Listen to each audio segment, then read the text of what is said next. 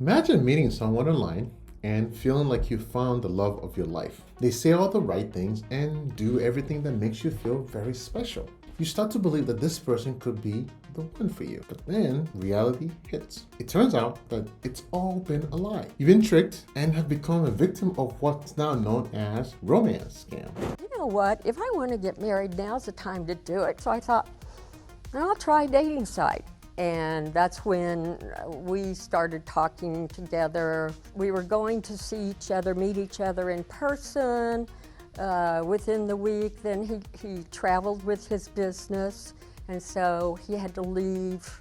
States, I can't wait to be with you. Within a month, he was just very, very heavy in terms of the dating relationship. And this is a mistake. If I made a mistake, it was that I didn't cut it off then.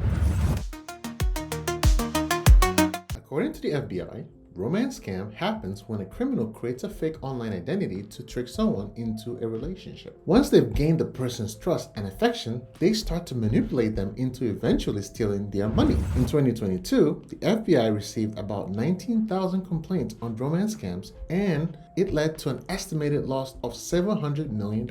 And that's just from the FBI. In the same year, the FTC stated that there were nearly 70,000 reports of romance scams, and the losses hit over $1 billion.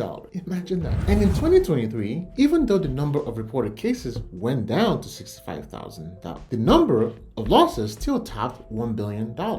So, why is romance scam so common? Well, one reason is that we now live in a digital world where people can connect with each other so easily. Consequently, the internet has allowed scammers to reach a large number of victims from anywhere in the world. Another reason is that technology gives scammers the tools to improve their tactics. With social media, scammers can easily find and steal photos to create profiles and seem very real. There's also deepfake technology, which allows criminals to create highly realistic images that can deceive people, especially those who aren't aware of such technologies. The last reason is that romance scams play on our emotions. Criminals take advantage of our human desire to find love, and they use that against us. As the FTC said, scammers ensure that they become your perfect match. You like a thing, so that's their thing too. You're looking to settle down, they're also looking to settle down. This emotional manipulation makes these scams very effective and widespread.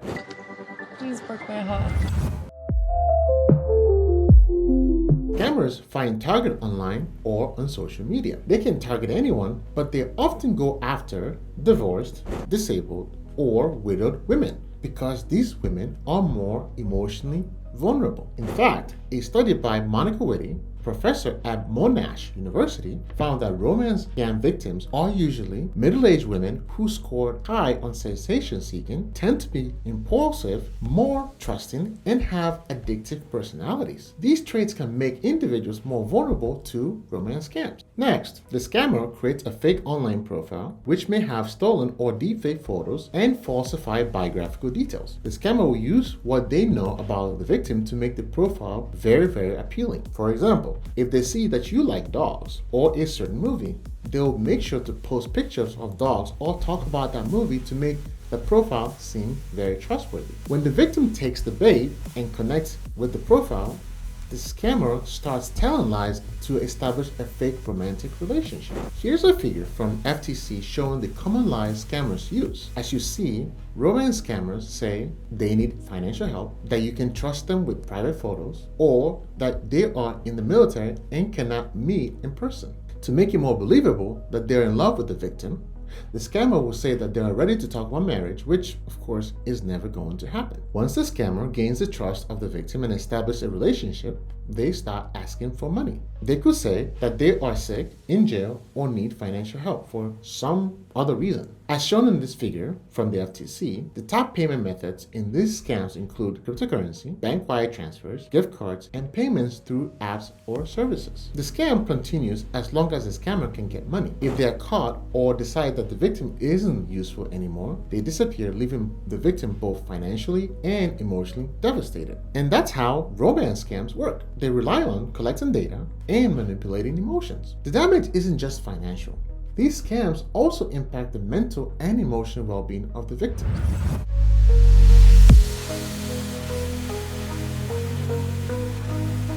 Our first story is about a 75-year-old man who didn't want to share his name. For the purposes of this video, let's call him Mark. Mark shared his awful experience with the Wall Street Journal. It all started in May 2023 when a scammer pretending to be a lonely but successful 37-year-old woman in San Francisco messaged him on LinkedIn. Scammer's first move was to send Mark a message praising his profile. This was a way to get Mark's attention, and it worked. Convinced that the scammer was polite and sincere, 75-year-old Mark replied. That started months of conversation on WhatsApp, building fake relationships filled with lies. The scammer claimed to be divorced and had trouble trusting men. She said that she felt lonely at 37 and wanted a life partner. She knew what Mark liked from her research, so she said age, looks, and money didn't matter to her. All she wanted was true love. She seemed like Mark's dream woman.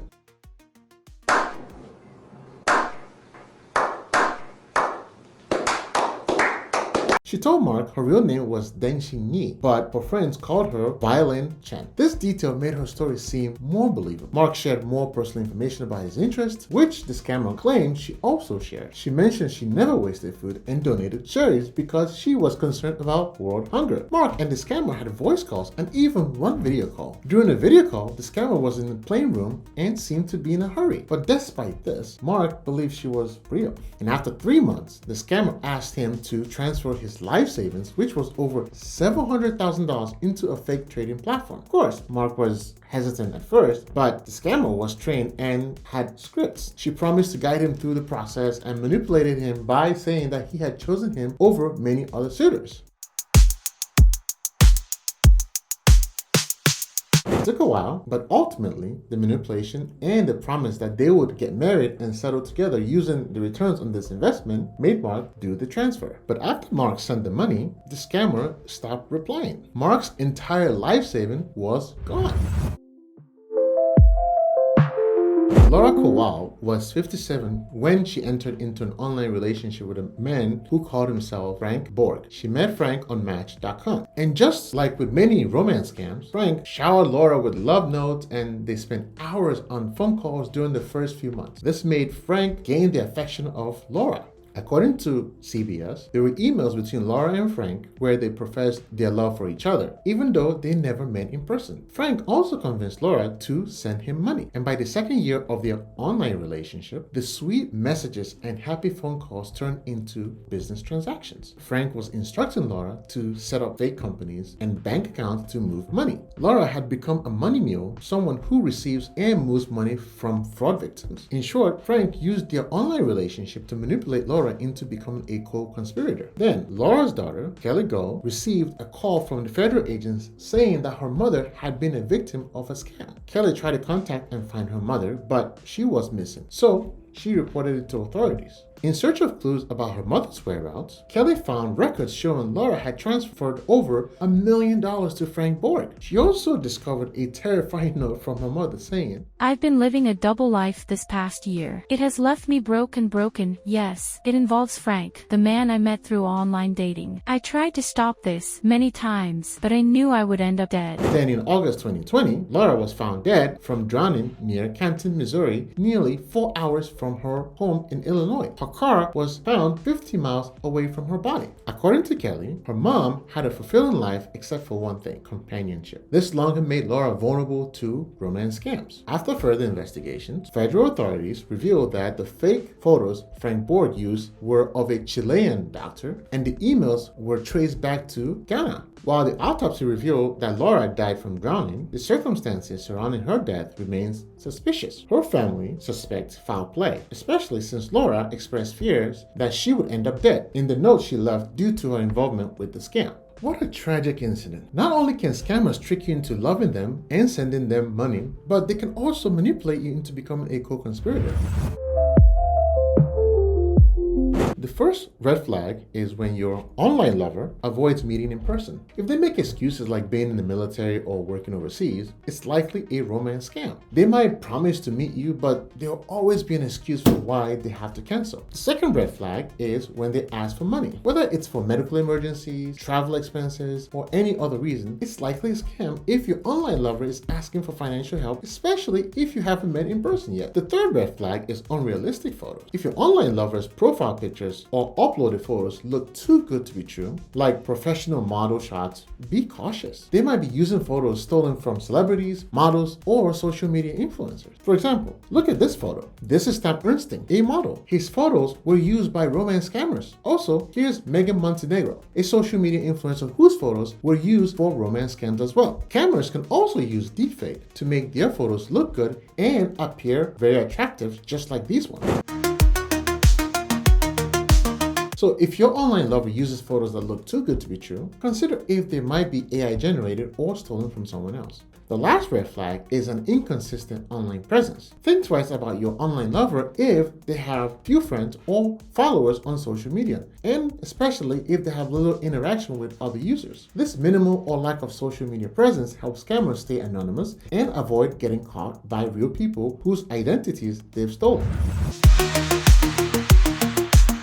One way to prevent yourself from becoming a victim of romance scams is to make sure your social media profiles are private. Scammers often target victims by sending messages on the platforms like Facebook. By making your profiles private, you ensure that only people you know can connect with you. As I mentioned, romance scammers can use stolen or AI-altered photos. So you should do some research using reverse image search when a stranger sends you a message. Here's how. First, save the profile picture of the person you are talking to. Next, go to a reverse image search engine like Google Images or TinEye. Then, upload the saved picture to search engine. You can usually find an upload button or a camera icon to click.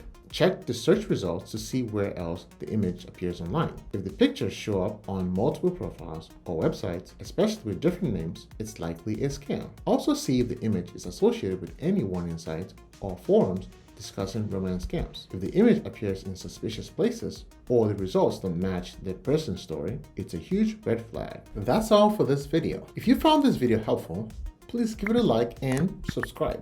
And see you in the next video. Thank you.